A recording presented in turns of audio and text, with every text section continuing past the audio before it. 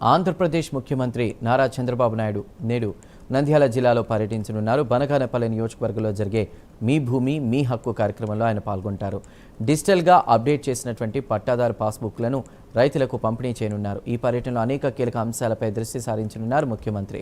అమరావతి నుంచి బయలుదేరి బనగానపల్లికు చంద్రబాబు చేరుకుంటారు. అనంతరం తహసీల్దార్ కార్యాలయాన్ని సందర్శిస్తారు. అక్కడ ప్రజలకు అందుతున్న సేవల గురించి ఆరా తీస్తారు. ఆ తరువాత రైతులతో ముఖాముఖి చర్చించి వారి సమస్యలను అడిగి తెలుసుకుంటారు.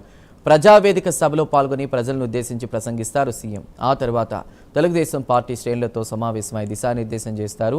ఇక ఆ తర్వాత ముఖ్యమంత్రి అమరావతికి తిరిగి చేరుకుంటారు.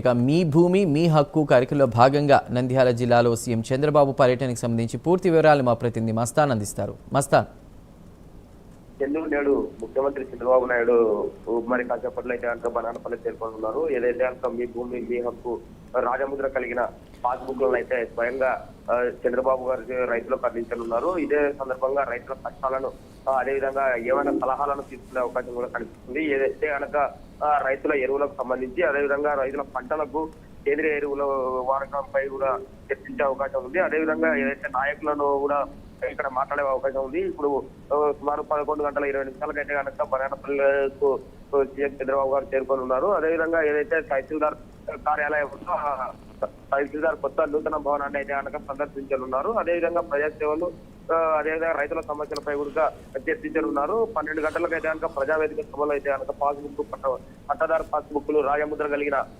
రైతులకు అయితే కనుక అందించనున్నారు. గత ప్రభుత్వంలో ఏదైతే కనుక అవకతవకలు జరిగాయో అవి సరిచేస్తూ ఇప్పుడు రాజముద్ర కలిగిన పాస్బుక్లను అందించడమే లక్ష్యంగా అయితే చేస్తున్న పరిస్థితి. అదేవిధంగా సాయంత్రం 4 గంటల వరకు అయితే కనుక ఇక్కడ ఉండే అవకాశం ఉంది. బనానపల్లి సాయంత్రం 4:20 అయితే బనానపల్లి నుంచి తిరుగు ప్రయాణం చేసి 5:40 ఉలిదకొండకైతే చేరుకునే అవకాశం కనిపిస్తుంది. Chandu. Right Mastan, thank you.